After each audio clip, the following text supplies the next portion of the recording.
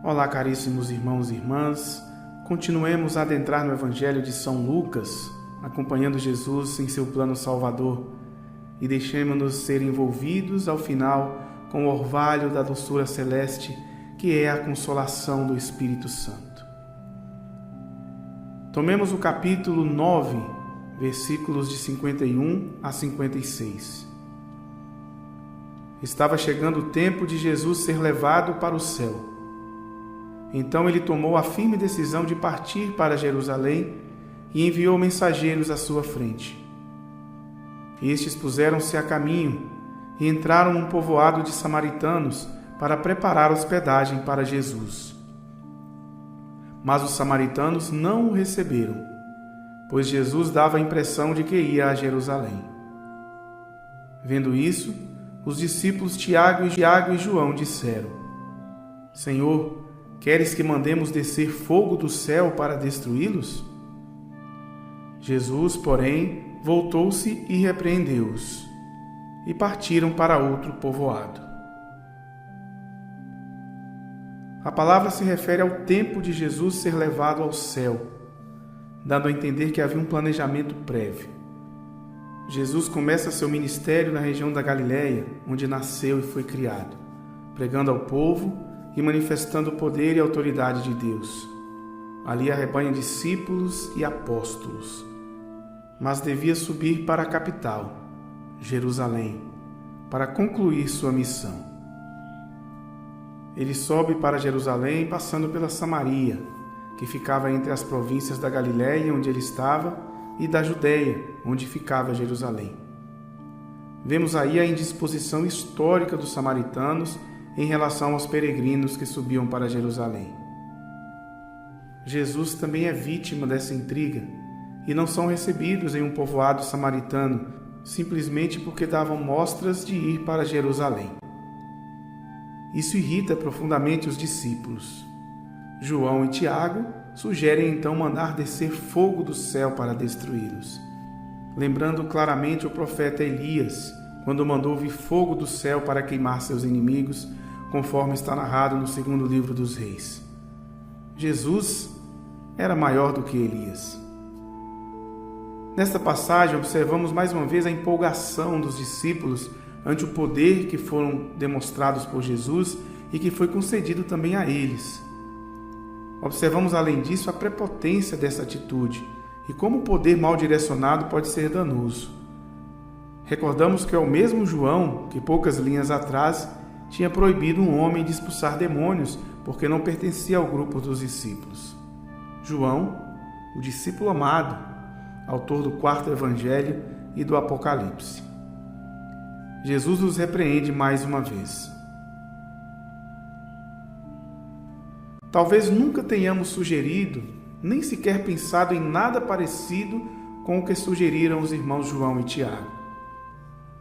Mas que tipo de pensamentos ou desejos temos em relação àqueles que nos rejeitam, ou nos ignoram, ou não nos recebem?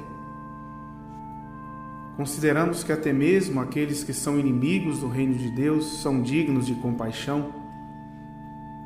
Acompanhando os textos do Evangelho, vemos que os discípulos são constantemente repreendidos por Jesus por causa de sua conduta. E nós, temos avaliado nossa conduta e aceitamos ser repreendidos por Cristo? Como os discípulos, também estamos no caminho para Jerusalém Celeste. Aceitamos a repreensão e continuamos no caminho? Ou quando somos repreendidos pensamos em desistir, ficamos contrariados e rancorosos? Os evangelhos nos mostram que João e os outros discípulos eram prepotentes, faziam partidos e divisões, sugeriam vingança contra os inimigos, mas são transformados pela presença de Cristo e do Espírito Santo. Também nós nos deixamos ser corrigidos e modelados pela presença de Cristo. No ofício das leituras de hoje, o bispo São Policarpo nos ensina a comportar como discípulos transformados pelo Espírito Santo. O texto é destinado aos presbíteros, mas serve para todos nós. Diz o santo: sejam os presbíteros inclinados à compaixão, misericordiosos para com todos, reconduzam os que se desviaram do caminho, visitem todos os enfermos. Não se descuidem da viúva, do órfão ou do pobre, mas sempre cheios de solicitude para o bem diante de Deus e dos homens. Evitem a cólera, a acepção de pessoas, o julgamento injusto. Repilam para longe toda a avareza. Não deem logo crédito contra alguém. Não sejam demasiado severos ao julgar, certos de que todos nós somos devedores do pecado. Se, portanto, suplicamos a Deus perdoar-nos, devemos também nós perdoar, pois estamos diante do Senhor e dos olhos de Deus e teremos todos de comparecer perante o tribunal de Cristo, e cada um prestará contas de si. Desse modo, sirvamo-lo com temor e todo respeito, como nos ordenou Ele e os apóstolos que nos anunciaram o Evangelho, como também os profetas que predisseram a vinda de nosso Senhor. Atentos, façam todo o bem, afastem-se dos escândalos, dos falsos irmãos e daqueles que usam o nome do Senhor com hipocrisia e induzem ao erro os homens superficiais. Perseveremos sem cessar em nossa esperança e penhor de nossa justiça, que é Jesus Cristo. Em seu corpo carregou sobre o madeiro os nossos pecados. Ele que não cometeu pecado, nem se encontrou engano em sua boca.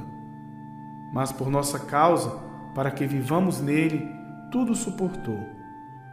Sejamos, por conseguinte, imitadores de sua paciência e, se sofremos por seu nome, nós lhe daremos glória. Foi este o exemplo que nos deu em si mesmo, e nós cremos.